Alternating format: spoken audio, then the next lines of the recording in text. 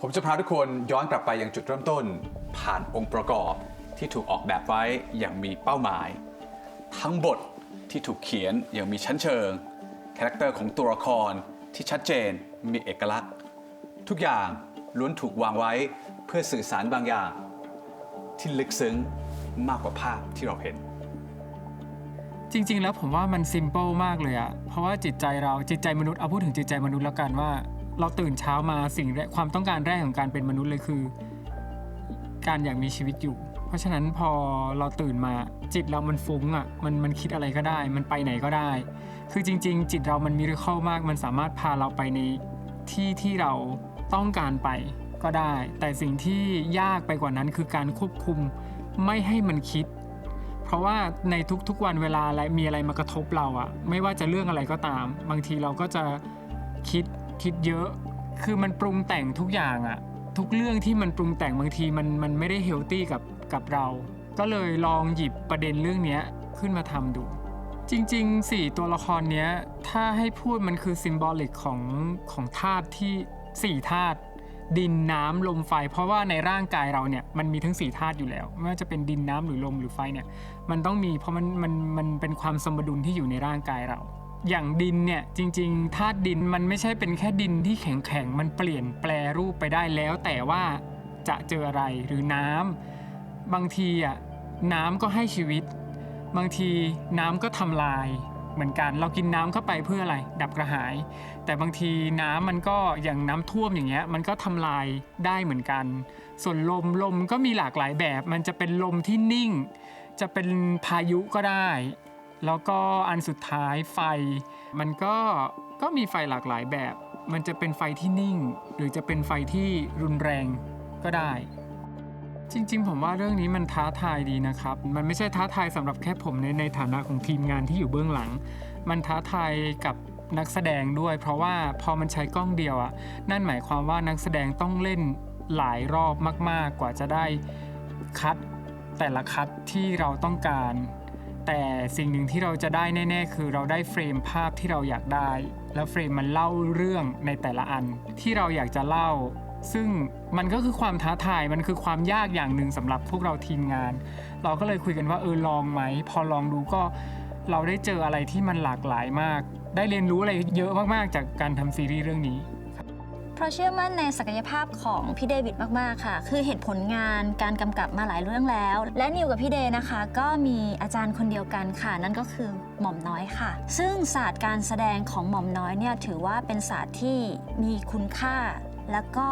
สามารถนำพานักแสดงไปให้ถึงตัวละครได้ซึ่งพี่เดก็ใช้หลักการนี้ค่ะในการถ่ายทอดแล้วก็สอนรวมถึงเลือกนักแสดงในเรื่องนี้ได้อย่างแม่นยำมากเลยค่ะชีวิตเป็นของพวกเจ้าลองถามใจเจ้าดูสิว่าอยากลิ้มลองดูผู้หญิงคนนั้นสิกลัวค่ะเราใช้เวลาเตรียมตัวนักแสดงน่าจะประมาณ 3-4 เดือนนะครับการเตรียมตัวมันคือการซ้อมกับบทก็คือซ้อมแต่ละฉากทุกฉากเราซ้อมทุกฉากเลยเพื่อให้นักแสดงเนี่ยเข้าใจ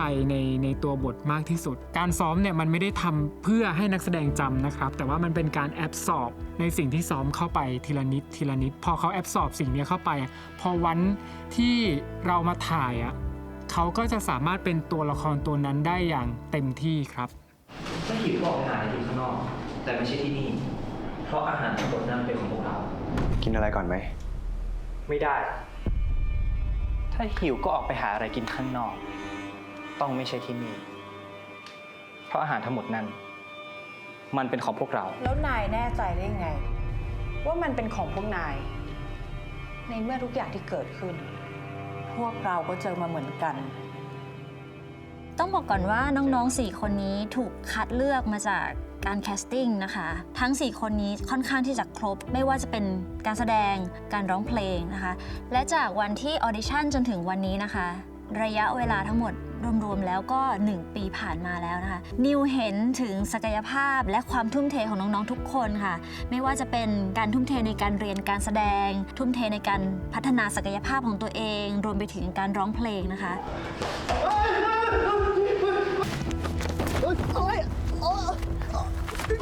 โอ้ยต่อยแทง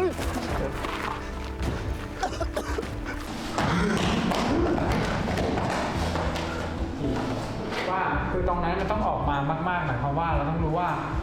เหมือนไอ้ความรู้สึกบางอย่างความรู้สึกรักผูกพันนั่นน่ะสำคัญกว่าถ้าเล็กก็ต้องมีคะแนนที่แบบ เราถูกต้อนเหมือนสัตว์ เหมือนตั้งใจต้อนให้เรามาที่นี่เพื่อมาเจอกับพวกนาย ใช่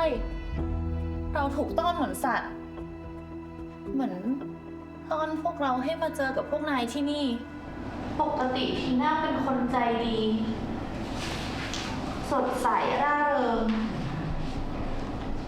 สมาธิแต่แฟชั่น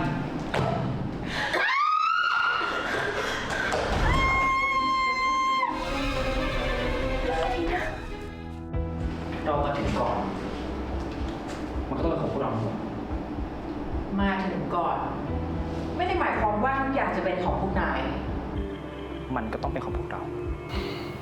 มาถึงก่อน ก็ไม่ได้แปลว่าทุกอย่างจะเป็นของพวกนาย ถึงก่อนเห็นก่อน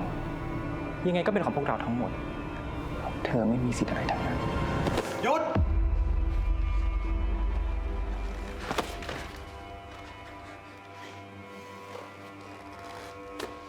แล้ววันนี้นิวเชื่อมั่นมากค่ะว่าน้องๆทั้ง 4 คนพร้อมแล้วที่จะมาทำให้ทุกคนได้รู้จัก Air Moment ที่เราเตรียมตัวกันค่อนข้างนาน เพราะว่าพอเราตกลงกันว่าเราจะใช้กล้องเดียวอะครับเราต้องมีการเตรียมนักแสดงให้มันพร้อมที่สุด เพราะว่าเราไม่ได้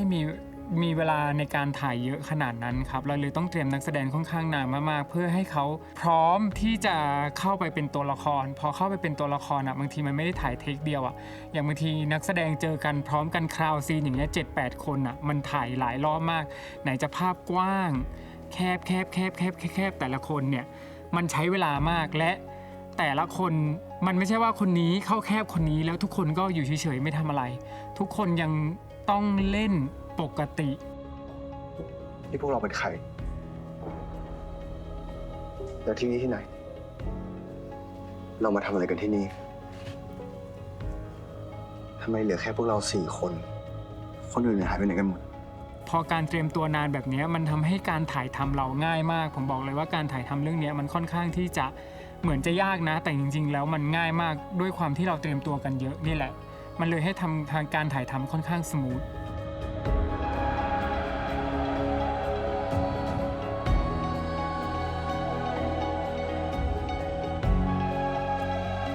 ขอบคุณก่อนละกันถ้าทุกคนเข้ามาดูนะครับถ้าคุณดูมาดูแล้วได้อะไรจากเรื่องนี้ไม่มากก็น้อยเราก็ถือว่าเป็นความสักเซสของทางทีมเราแล้วทำไมทุกคนถึงต้องมาดูเรื่องนี้ล่ะครับก็ลองดูอะไรที่มันเวียดแล้วก็ไม่ปกติใช้คำว่าปกติได้ไหมก็ถือว่าเป็นความแปลกใหม่ของ BL ในด้านไซไฟครับผมนิวอยากจะให้ทุกคนลองเปิดใจนะคะมาดูซีรีส์ BL ที่เป็นไซไฟเพราะว่ามันเป็นสิ่งใหม่ที่ไม่เคยเกิดขึ้นมาก่อนและเชื่อนะคะว่าพวกเรา BBD Entertainment ตั้งใจจะผลิตคอนเทนต์นี้ให้กับทุกๆคนได้ดูและซีรีส์เรื่องนี้เนี่ยถือว่าเป็นซีรีส์ BL ไซไฟที่เป็นตัวเลือกอีกหนึ่งตัวเลือกให้กับคุณผู้ชมได้เลยค่ะและองค์ประกอบสำคัญของซีรีส์เรื่อง Air Moment ที่จะขาดไม่ได้เลยก็คือนักแสดงทั้ง 8 คนที่ร่วมกันถ่ายทอดอารมณ์ความรู้สึกที่ซับซ้อนของความเป็นมนุษย์ในหลากหลายแง่มุมอย่างที่หลายคนก็คาดไม่ถึง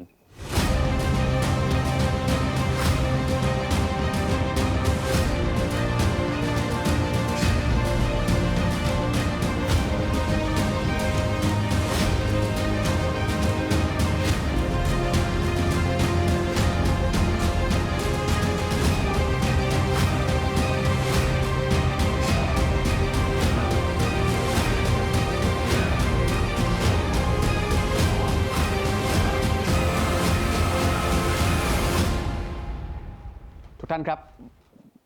ผมมาในวันนี้ในฐานะตัวแทนมนุษยชาติที่มีคำถามมากมายในหัวที่ใครอยากรู้อยากเข้าใจอยากเข้าถึงให้ลึกลงไปให้มากที่สุดมากกว่าที่จะสามารถมองเห็นได้ด้วยสายตา ผมเชื่อว่าทุกท่านในที่นี้ผ่านประสบการณ์ ผ่านบริบทมากมายของชีวิต และแม้ว่าจุดเริ่มต้นของเรื่องราวในนี้ อาจจะเริ่มจากใครบางคน แต่ในท้ายที่สุดบทสรุปของมันก็เกี่ยวข้องกับพวกเราทุกคน ผมหวังว่าพวกเราจะช่วยกันหาคำตอบให้ลึกลงไปให้ได้มากที่สุด และอาจจะลึกเกินกว่าที่เราเคยกล้าตั้งคำถามให้กับตัวเองด้วยซ้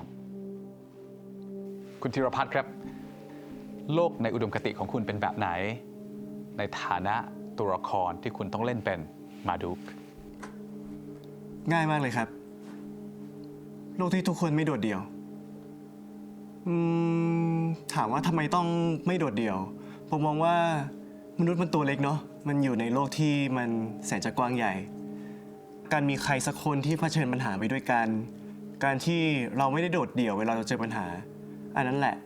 เป็นอุดมคติที่ผมอยากจะมีครับ นั่นหมายความว่าไม่ว่าจะเกิดปัญหาอะไร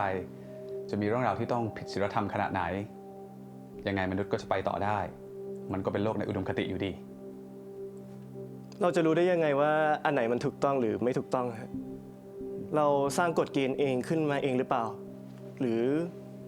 มีใครมาชี้นำไว้ เราไม่รู้ เราไม่จำเป็นจะต้องตอบอย่างชัดเจนด้วยซ้ำสำหรับผมนะ ผมก็แค่มองว่า เราก็ใช้ชีวิตอย่างของเราไปอย่างนี้ได้แหละ เดี๋ยวก็คงจะมีคนมาชี้ทางเราเอง หรือตัวเราที่ชี้ทาง ผมไปที่ตัวละครต่อไป โลกที่เต็มไปด้วยความไม่แน่นอนทางศีลธรรม แต่ใครบางคนยังคงยืนยันภาพในหัวถึงโลกในอุดมคติเหล่านั้นทว่าท่ามกลางความคลุมเครือเหล่านี้อะไรถูกอะไรผิด เราจะตัดสินจากอะไรครับในมุมมองของไทโยถามคุณทัพเทพ สำหรับตัวละครไทโยนะครับคำว่าผิดหรือถูกไม่เท่ากับคำว่าขาวหรือดำแต่เขาจะมองไปที่ผลลัพธ์มันมากกว่าครับถ้าผลลัพธ์มันทำให้เขาได้เปรียบหรือว่าได้ประโยชน์นั่นแหละครับที่เขามองว่าดีมองว่าถูกต้องครับ แค่ได้เปรียบก็ถูกต้องแล้ว ใช่ครับ แต่ว่ามันก็ต้องไม่ขัดต่อกฎเกณฑ์บางอย่าง เช่นกฎหมู่หรือว่ากฎหมายครับ ไม่ขัดต่อกฎแต่ถ้ามันทำร้ายคนอื่น ถ้าในมุมมองของไทโยไม่ผิดเลยครับ งั้นผมไปต่อนะครับ มุมมองประสบการณ์ สถานะบริบทที่แตกต่างหลากหลายทำให้เป็นเรื่องยากเหลือเกิน ที่จะหาเส้นแบ่งที่ตายตัวว่าอันไหนผิดอันไหนถูก คุณกันตพลครับในฐานะที่คุณรับบทเป็นคอปเปอร์คุณมองว่าคอปเปอร์เขามองคำว่าจริยธรรม กับจรรยาบรรณสองคำนี้แตกต่างกันยังไงครับ ในมุมมองของผมแล้วคอปเปอร์ก็เป็นมนุษย์คนหนึ่งที่มีความเข้าใจพื้นฐานเกี่ยวกับจริยธรรมแล้วก็จรรยาบรรณเหมือนกับคนทั่วๆไปส่วนตัวแล้วผมมองว่าคอปเปอร์ไม่ได้ทำผิดทั้งในด้านของจริยธรรมแล้วก็จรรยาบรรณเพราะตัวของคอปเปอร์เองคิดว่าเขากำลังได้ช่วยโลกด้วยซ้ำ แล้วถ้าในมุมมองของตัวกันตพลเองที่มองเข้าไปในโลกนี้ ผิดข้อไหนบ้างไหมสองคำนี้ ในฐานะของตัวผมเอง ผมไม่สามารถตัดสินตัวละครได้ครับ เพราะตัวละครก็มีความคิดแล้วก็มีชีวิตของเขาครับ ในโลกนี้มีคนที่สามารถควบคุมจุดอ่อนของคนอื่นได้จริงๆหรอหรือว่าจริงๆแล้วเราแค่คิดว่าเราสามารถควบคุมมันได้ แต่ว่าในท้ายที่สุดมันก็กลายเป็นจุดเริ่มต้นของการสูญเสีย คุณรัตเกล้าครับ ถ้าคนที่อันนันเก้มองว่าสำคัญที่สุดในชีวิตของเธอทำผิดอย่างร้ายแรงเธอจะเลือกปกปิดความลับนั้นไว้เพื่อปกป้องเขาหรือจะเลือกเปิดเผยความจริงครับ สิ่งที่เกิดขึ้นในโลกของความจริงนะคะ มันมองเห็นได้อยู่ทุกวันนี้เลย ว่าเราควบคุมได้หรือไม่ ควบคุมด้วยศรัทธา ควบคุมด้วยความเชื่อ ลัทธิควบคุมด้วยพละกำลังอำนาจ ควบคุมด้วยสถานะหรือสถานการณ์ ถ้ามองให้เห็นได้ด้วยตัวเองก็จะสามารถตอบได้ค่ะ ว่าควบคุมได้หรือไม่ ส่วนคำถามที่สองคนที่สำคัญที่สุดสำหรับอนันเก้คือตัวอนันเก้เองค่ะอนันเก้จะเลือกปกปิดหรือปล่อย เพื่อให้ตัวเองมีชะตากรรมอย่างไร โปรดติดตามค่ะ